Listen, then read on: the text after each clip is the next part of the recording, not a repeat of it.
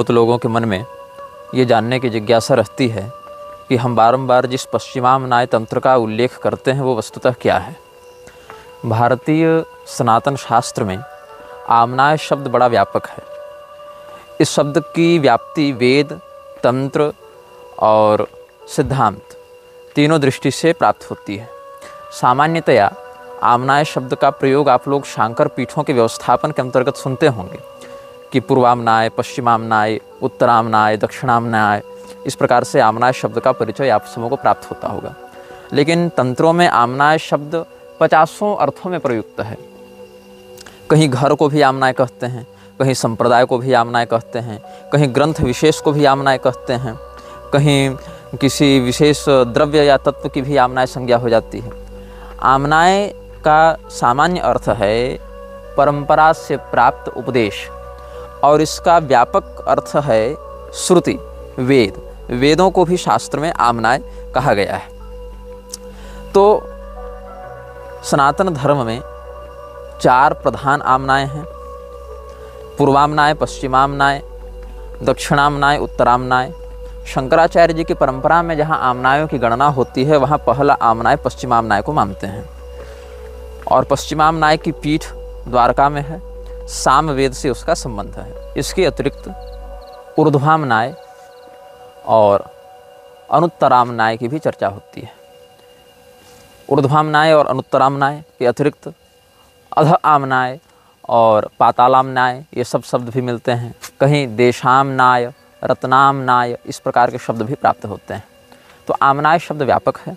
जहाँ तंत्र शास्त्र के संदर्भ में हम इसका परिचय देखते हैं तो धर्म सम्मत तंत्र, जिसमें वरिष्ठ और सत्व संपन्न देवताओं की पूजा होती है, वहाँ पर पश्चिमामनाय के ही अंतर्गत जब आप सद्योजात भगवान के द्वारा प्रोक्त आगमों का अध्ययन करेंगे तो यह जानेंगे कि सद्योजात मुख विनिर्गत मंत्रों में अत्यंत प्रसिद्ध जो श्री रामानंद संप्रदाय का मूल मंत्र है, राम षडक्षर मंत्र, वो भी पश्चिमामनाय के ही अधिकार में आता है। पुरी के शंकराचार्य जी जिस मंत्र का बड़ा सुंदर उपदेश करते रहते हैं, नामत्रय अच्युत अनंत गोविंद, ये नामत्रय भी पश्चिमामनाय के ही अधिकार में आते हैं। इसके अतिरिक्त जो अन्नपूर्णा भगवती का मंत्र है, भुवनेश्वरी भगवती का मंत्र है, सुदर्शन चक्र का मंत्र है, गरुड़ जी महाराज का मंत्र है, या दत्तात्रेय भगवान का मंत्र है, ये सभी मंत्र पश्चिमामनाय के ही अंतर्गत आते हैं। यहाँ तक कि श्री वैष्णवों के मध्य भगवान विष्णु के जो अष्टाक्षर मंत्र का और द्वादशाक्षर मंत्र का प्रयोग होता है, जिसमें अष्टाक्षर मंत्र की साधना प्रहलाद जी ने और द्वादशाक्षर मंत्र की साधना ध्रुव जी ने बड़े प्रगल्भ भाव से की है, ये सब पश्चिमामनाय तंत्र के ही अधिकार में आते हैं। आप सबों के जीवन में कोई न कोई ऐसा उदाहरण अवश्य होगा कि किसी व्यक्ति को संतान नहीं हो रही है, संतान से जुड़ी हुई समस्याएं उसको हो रही हैं। उस व्यक्ति को कई बार आचार्यगण संतान गोपाल का अनुष्ठान करने का परामर्श देते हैं, या बहुत से लोग अपने घर में बाल गोपाल, लड्डू गोपाल की पूजा भी करते हैं। तो ये बाल गोपाल का मंत्र, संतान गोपाल का मंत्र, ये सब भी पश्चिमामनाय तंत्र के ही अधिकार में आते हैं। तो आमनाय शब्द का एक सामान्य वर्णगत अर्थ हम आपको बताएंगे। कुलार्णव तंत्र में भगवान महादेव ने इसका निरुक्त स्पष्ट किया है। आदित्वात् सर्वमार्गाणाम मनोल्लास प्रवर्धनात् यज्ञादि धर्म हेतुत्वाद आमनाय इति कीर्तितः। आमनाय का अर्थ क्या है? आमनाय कहते किसको हैं? सभी धर्म मार्गों का जो आदि है, मन में जो उल्लास को बढ़ा दे, मनोल्लास को जो प्रवर्धित कर दे, और यज्ञ इत्यादि धर्म का जो हेतु है, तो जो आदि है समस्त धर्म का, तो आदि से आ हो गया, और मन में उल्लास भर दे तो मना हो गया, और यज्ञ इत्यादि धर्म के प्रति जो प्रेरित करे तो यह शब्द आ गया। तो आमनाय, इस प्रकार से इसका वर्ण स्पष्ट किया है भगवान महादेव ने। तो भगवान महादेव ने आगमों में यह भविष्यवाणी कर रखी है कि पश्चिमामनाय तंत्र के मंत्रों का प्रयोग करके लोग पैशाचिक शक्तियों को जगाएंगे और हिंदू धर्म को विलुप्त करने के लिए चक्रवर्ती राजाओं के समान पराक्रम का प्रदर्शन करते हुए सनातन धर्म को छीण करने का उपक्रम करेंगे। और जब पश्चिमामनाय तंत्र के मंत्रों का प्रयोग करके वो आक्रमण करेंगे तो उस समय उनको युद्ध में पराजित करना बड़ा कठिन हो जाएगा। इसमें भगवान महादेव एक भविष्यवाणी करते हैं पश्चिमाम्नाय मंत्रास्तु प्रोक्तः पारस्य भाषया, फारसी इत्यादि भाषाओं में, फारसी में, अंग्रेजी, लैटिन, ये सब जो भाषाएं हैं, फिरंगी भाषा जिसको कहते हैं, उन सभी भाषाओं में ये सब मंत्र पाए जाएंगे। तो पश्चिमाम्नाय मंत्रास्तु प्रोक्तः पारस्य भाषया अष्टोत्तर शताशीतिर येषां संसाधनात् कलौ पंचखानाः सप्तमौरा नव शाहा महाबलाः हिंदू धर्म प्रलोप्तारो जायन्ते चक्रवर्तिनः हीनं च दूषयत्येव हिंदुरित्युच्यते प्रिये पूर्वाम्नाय नवशतं षडशीतिः प्रकीर्तिताः फिरंग भाषया मंत्रास्तेषां संसाधनात् कलौ अधिपामण्डलानां च संग्रामे स्वपराजिताः इंद्रेजानवसठ पंचलंड्रजाश्चापि भाविना। यहाँ पर यह बताया भगवान महादेव ने हिंदू कहते किसको हैं। ये सब श्लोक मेरु तंत्र के अधिकार में आते हैं। तो जो अपने अंदर की हीनता का नाश करे उसको हिंदू कहा जाता है, और हिंदू धर्म को विलुप्त करने के लिए ये सब पश्चिमाम्नाय तंत्र के मंत्रों की सिद्धि करके खान, शाह इत्यादि उपाधियों को धारण करने वाले गुरुंड, फिरंगी और ये सब म्लेच्छ इत्यादि प्रवर्तित हो जाएंगे। तो वृद्ध स्मृति में हिंदू शब्द की परिभाषा दी हुई है। वहाँ कहते हैं हिंसया दूयते यश्च सदाचारेषु तत्परः वेद गो प्रतिमा सेवी स हिंदू मुख शब्द भाग। जो व्यक्ति दूसरे को पीड़ा देने से, हिंसादिक वृत्ति से दूर रहे, सदाचार में तत्पर रहे, सदाचार परायण रहे, क्योंकि आचार प्रभवो धर्म, यह भी मान्यता है शास्त्र में, और सदाचार से युक्त ऐसा व्यक्ति जो वैदिक मर्यादा में निष्ठा रखे, गो भक्ति, गो सेवा में निष्ठा रखे और प्रतिमा पूजन आदि में शास्त्र सम्मत मर्यादा के अनुसार निष्ठा रखे, उसी को हिंदू कहा जाता है। और हिंदू धर्म को विलुप्त करने के लिए पश्चिमाम्नाय तंत्र के मंत्रों का प्रयोग करके ये सब म्लेच्छ विस्तृत होंगे, युद्ध में अपराजित रहकर अपने आतंक को प्रसारित करेंगे, ये भगवान महादेव ने स्पष्ट किया है।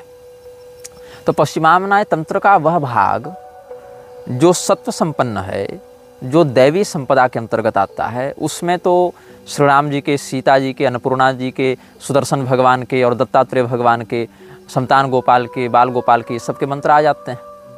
किंतु जो उसका तमोगुण वाला प्रारूप है, जो आसुरी संपदा से संबंधित है, वहाँ पर पिशाचों की पूजा होती है।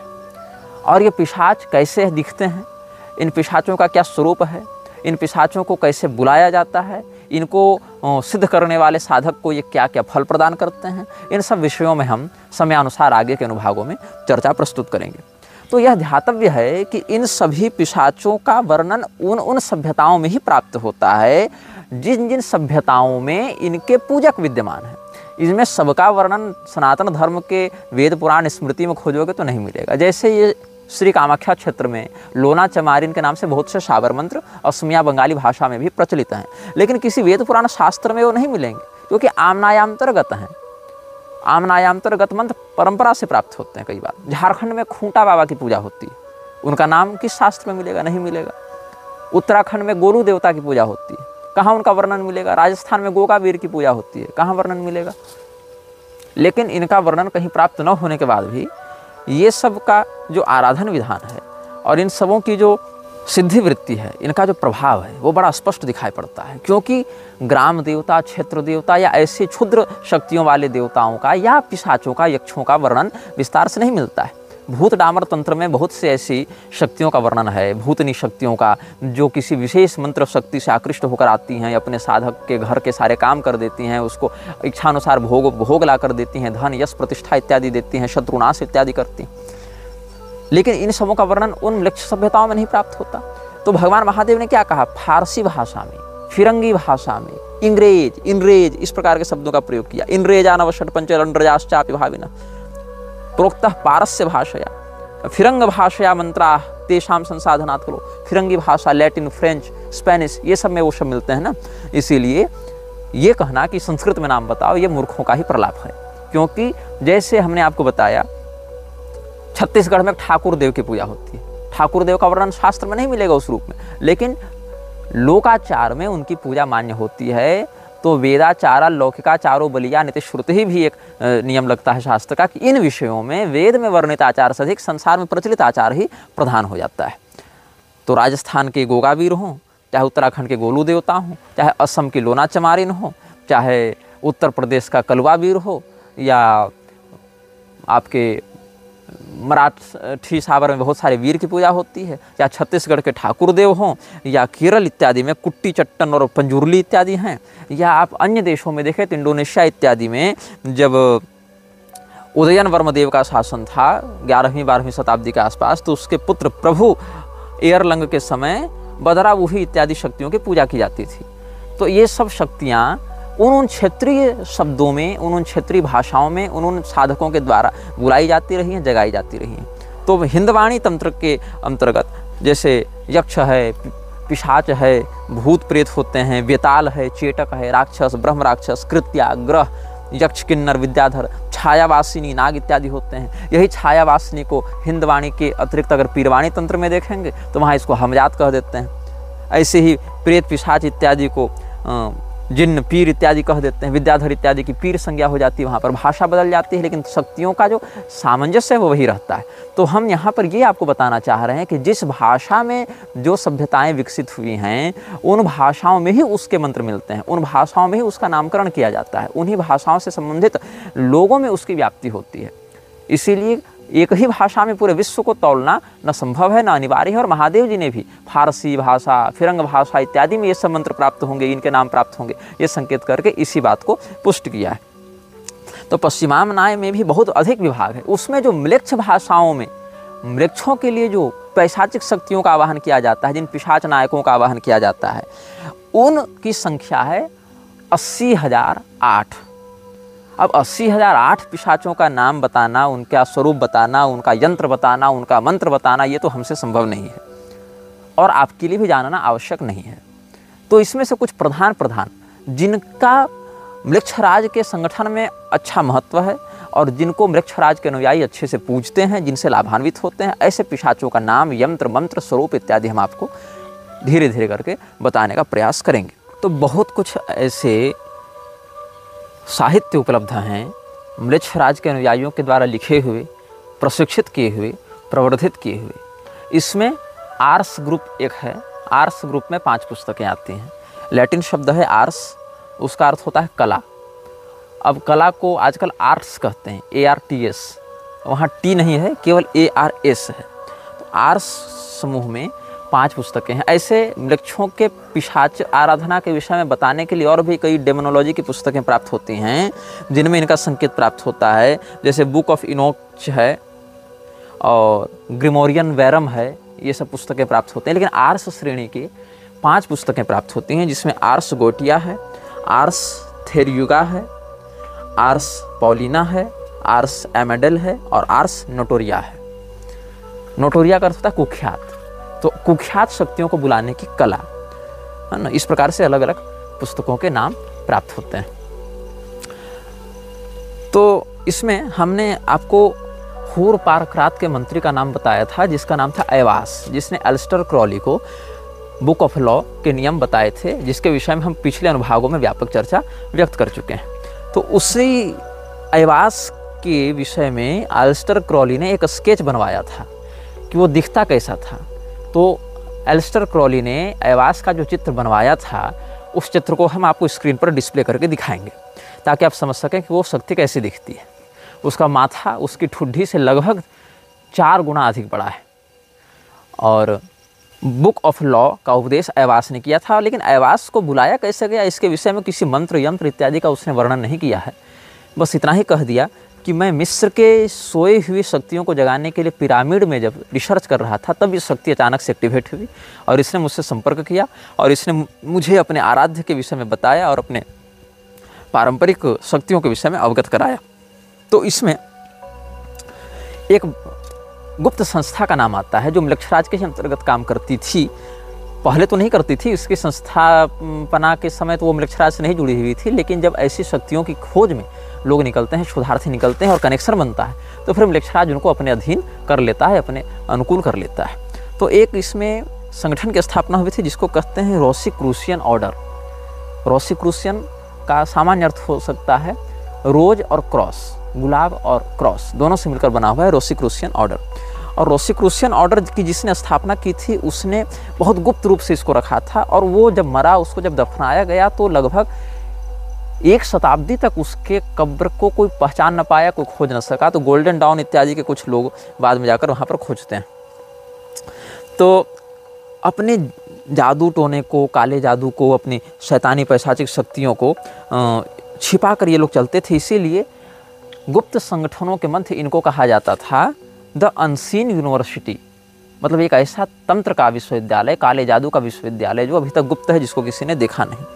तो इसको रोशन क्रूज ने बनाया था। रोशन क्रूज नाम के एक व्यक्ति ने अपने 7 शिष्यों के साथ मिलकर इस सोसाइटी की स्थापना की थी। इसको रोसिक्रूसियन ऑर्डर कहा जाता था और 100 वर्षों तक ये बहुत गुप्त रहा। इसके लोग पब्लिक में रहते थे, समाज सेवा का नाटक करते थे, समाज सेवा के बहाने लोगों को अपने संगठन में जोड़ते थे। जो अनाथ हैं, होमलेस हैं, जॉबलेस होमलेस लोगों को ये लोग अपने यहाँ जोड़ते थे।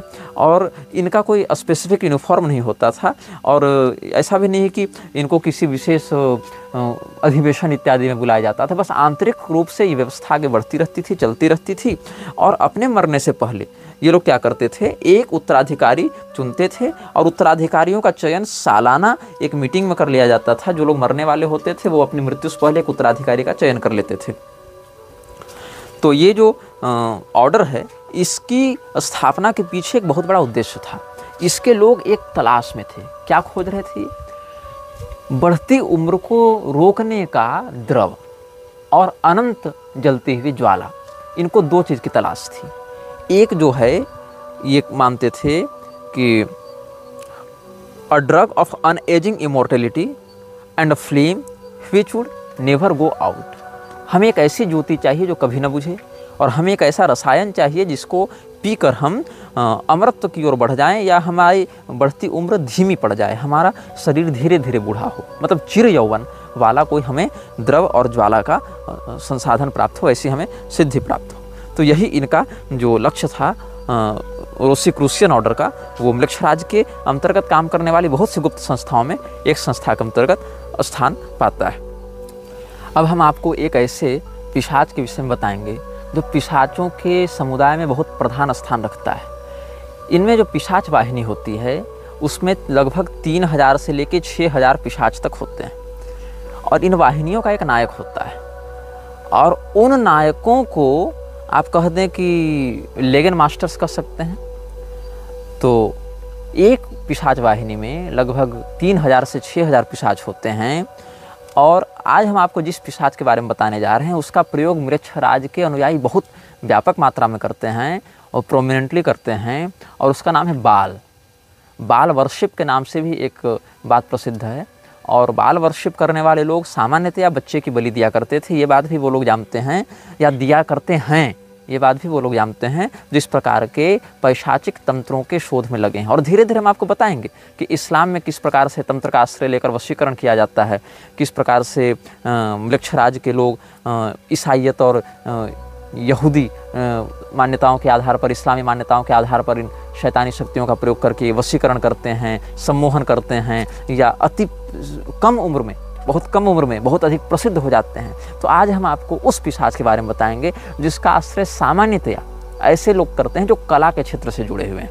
मृक्षराज के ऐसे अनुयायी जो संगीत के क्षेत्र से जुड़े हुए हैं, जो लोग पेंटिंग के क्षेत्र से जुड़े हुए हैं, या जो लोग फिल्म मेकिंग के क्षेत्र से जुड़े हुए हैं।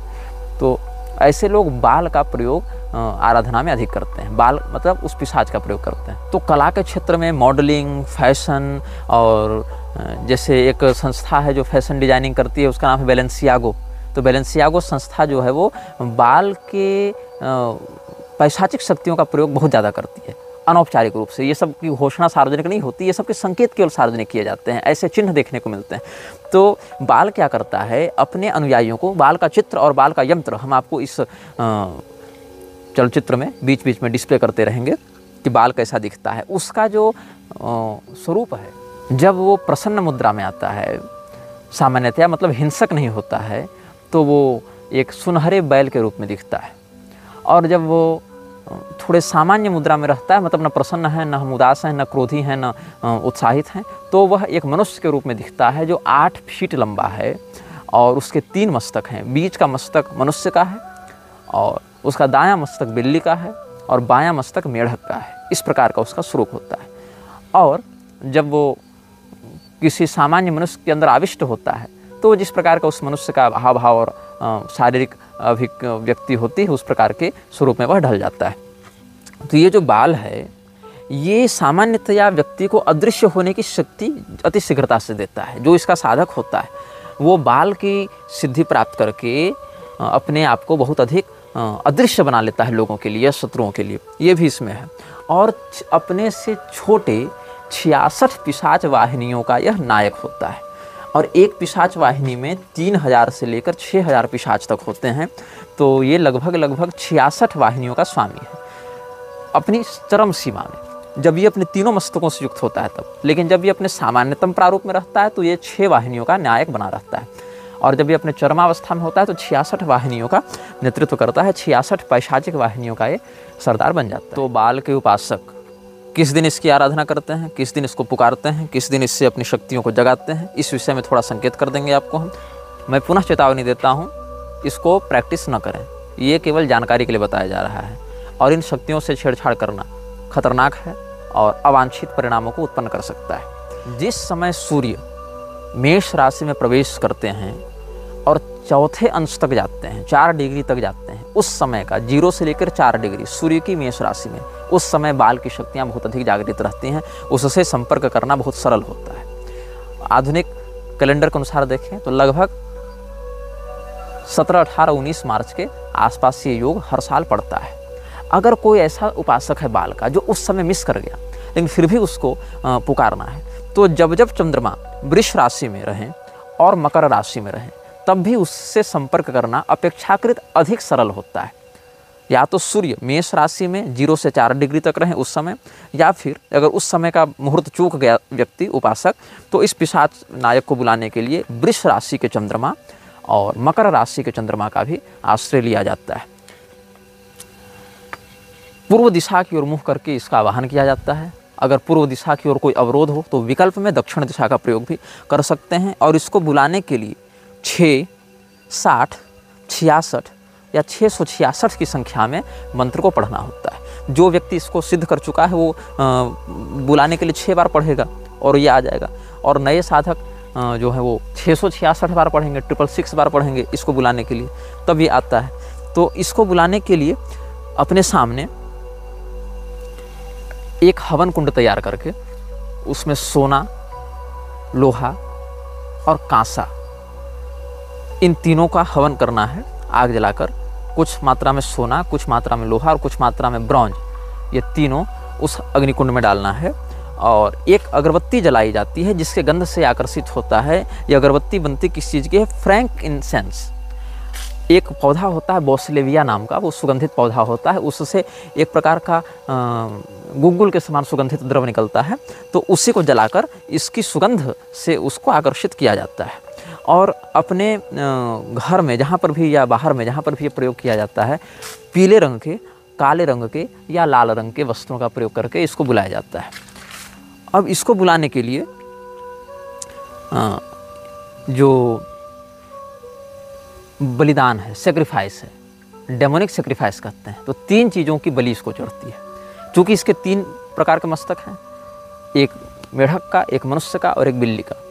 तो मेढक, मनुष्य या बिल्ली, इन तीनों में से किसी एक का बलिदान देना है। तो जो लोग हाई ऑर्डर के हैं और जो लोग इसके वरिष्ठ उपासक हैं, वो तो मनुष्य की बलि दे देते हैं, नरबलि दे देते हैं, ऐसे पैशाचिक साधक।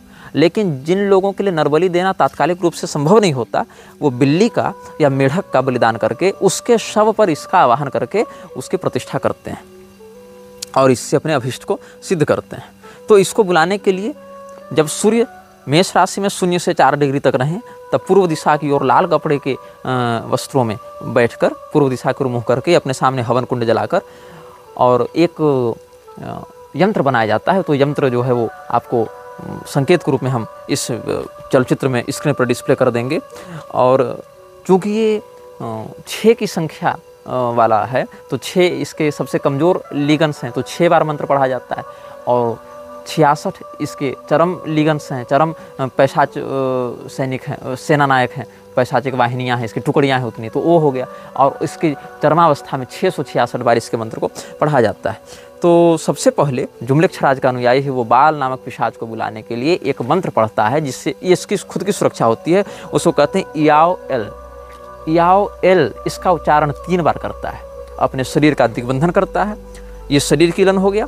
फिर ईशाल अशेलाह, ईशाल अशेलाह, इस प्रकार से ये 3 बार कहता है। इससे इसका सुरक्षा चक्र और मजबूत हो जाता है। फिर अपने सामने एक लाल मोमबत्ती जलाकर, फर्न समझते होंगे, फर्न एक प्रकार का पौधा होता है, उसका होम देकर और उसी फर्न के साथ लोहा, तांबा, ब्रॉन्ज इत्यादि का हवन करके उसका छोटा छोटा टुकड़ा डालकर, और फिर जो बिल्ली है, मेढक है, या अगर हाई ऑर्डर का पैशाचिक साधक है, कोई बड़ा सोसाइटी होल्डर है, या बड़ा फ्रीमेसनरी व्यक्ति है, या इल्यूमिनाती का बड़ा अधिकारी है, तो वो मनुष्य की नरबली वहाँ पर देता है। जैसा कि टेरेसा वाले इंटरव्यू में जो इयान लिस्ली को बताया गया था कि वहाँ मनुष्यों की, बच्चों की बलि दी जाती थी, तो इस प्रकार से वो देकर और फिर उसको बुलाता है।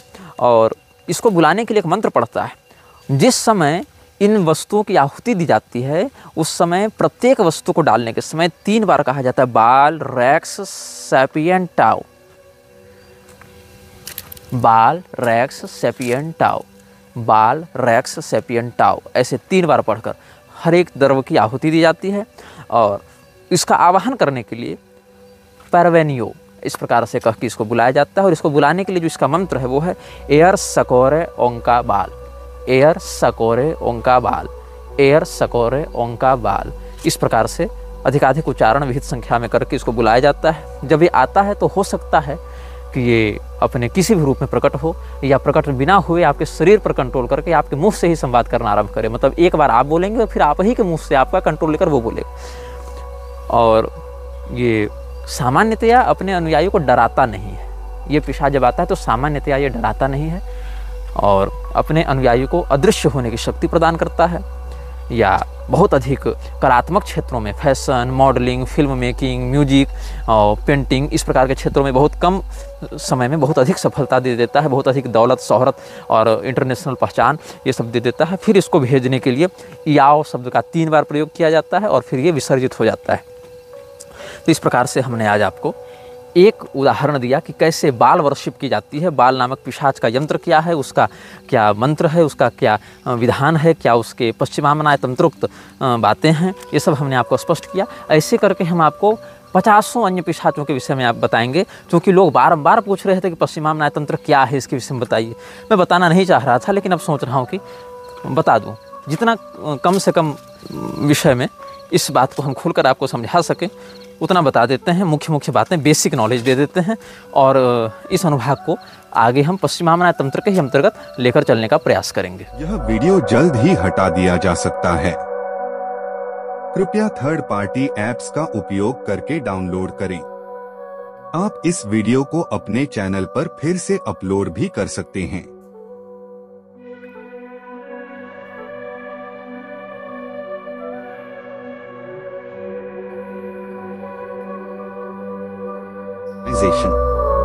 This video may get deleted soon. Please download using third-party apps. You may also re-upload this video on your channels. Thank you.